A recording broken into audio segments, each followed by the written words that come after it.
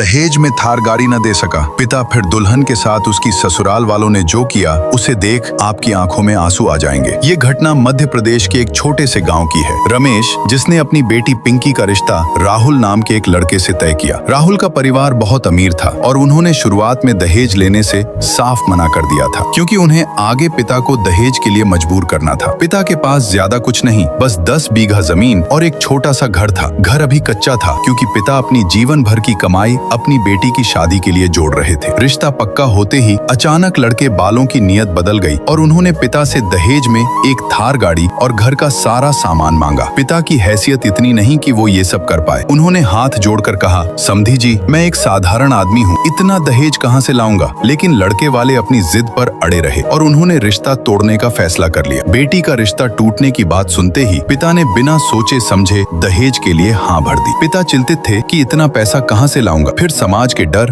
और बेटी की खुशी के लिए उन्होंने एक ऐसा फैसला लिया जिससे उनके कमाने खाने की उम्मीद जिंदगी भर के लिए दूर हो गई। तभी उन्होंने अपनी 10 बीघा जमीन और वही पुराना घर बेचकर दहेज का इंतजाम किया। लेकिन कार के लिए पैसे अभी भी कम थे। फिर उन्होंने बैंक से 13 लाख रुपए का कर्ज लेकर शादी की तैयारी शुरू की। लेकिन शादी के एक दिन पहले कुछ ऐसा हुआ जिसने सारी खुशियां बिखेर दी। जब पिता शोरूम से गाड़ी लेकर घर आ रहे थे, तभी रास्ते में उनकी नई थार जो बेटी की शादी में देनी थी, उसका एक्सीडेंट हो गया। इस हादसे में पिता की जान तो बच गई, लेकिन पिता के सपने और गाड़ी पूरी तरह ध्वस्त हो गई। अब शादी का दिन भी आ गया। घर में सजावट नहीं, बस एक अजीब सी उदासी छाई थी। बारात आई और सभी रस्में पूरी हुई और अब दहेज देने का पल आया। तभी पिता ने उदास मन और कांपते हाथों से दहेज का सारा सामान दे दिया और बोले, समधी जी, मेरी इज्जत बचा लो, मेरे पास बस यही है। लड़के के पिता ने गुस्से में कहा, गाड़ी कहाँ है? तुमने हमारे साथ विश्वासघात किया है। इतना कहकर वह गुस्से में दुल्हन को तो घर ले गए, लेकिन घर जाकर उसके साथ जो किया वो आपको रुला देगा। जैसे ही दुल्हन घर पहुंची, ससुराल वालों ने मिलकर अपनी मंडप में हुई बेइज्जती का बदला लेने के लिए उस मासूम को जलाकर